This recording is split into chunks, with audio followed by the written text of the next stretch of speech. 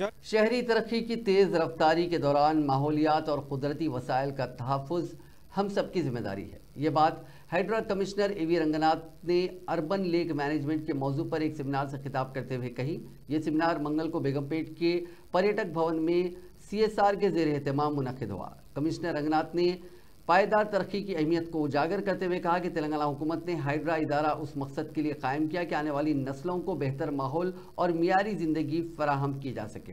उन्होंने कहा कि हाइड्रा का मकसद कुदरती आफात से शहरियों को बचाना, सरकारी इमलाक का तहफ़्फ़ुज़ करना, झीलों को महफूज रखना और अवामी जगहों जैसे पार्कों और सड़कों पर तजावुज़ात रोकना है।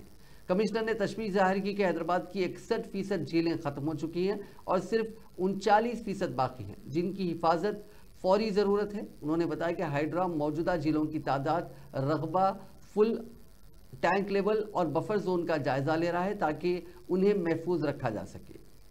ఇక్కడ హైదరాబాద్లో నీరి national environmental engineering research institute ఆధ్వర్యంలో ఈ brain storming session on urban lake management అనేది ఈ సెషన్ ఇక్కడ కండక్ట్ చేయడం జరుగుతుంది. దీనికి సంబంధించి వారి డైరెక్టర్ గారు డాక్టర్ వైద్య గారు, అట్లనే డాక్టర్ దినేష్ గారు, ఎక్స్ డైరెక్టర్ అయిన నేషనల్ ఇన్స్టిట్యూట్ ఆఫ్ న్యూట్రిషన్, ఇంకా ఇతర ఎక్స్పర్ట్స్ అండ్ ఇక్కడ రీజనల్ హెడ్ ఉన్నటువంటి డాక్టర్ బాషా గారు, వీరందరి ఆధ్వర్యంలో ఇక్కడ ఈ వర్క్షాప్ జరుగుతుంది. సో ఈ వర్క్షాప్లో నేను కూడా అంటే హైడ్రా తరఫు నుంచి మేము కూడా భాగస్వాములు అవడం చాలా ఆనందంగా ఉంది. ఎందుకంటే ఇది ఒక పర్స్పెక్టివ్ మాకు ఇక్కడ ఈరోజు అర్బన్ లేక్ మేనేజ్మెంట్ దాని మీద రావడానికి అవకాశం ఉంటుంది. ఎందుకంటే మనందరికీ తెలుసు తెలంగాణ చాలా అర్బనైజ్ అవుతున్న స్టేటు.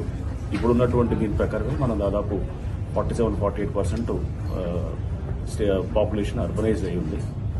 సో మనకి దాదాపు ఇదే పద్ధతిలో వెళ్తే కనుక around 75 to 80% of the state is likely to be urbanized by 2050.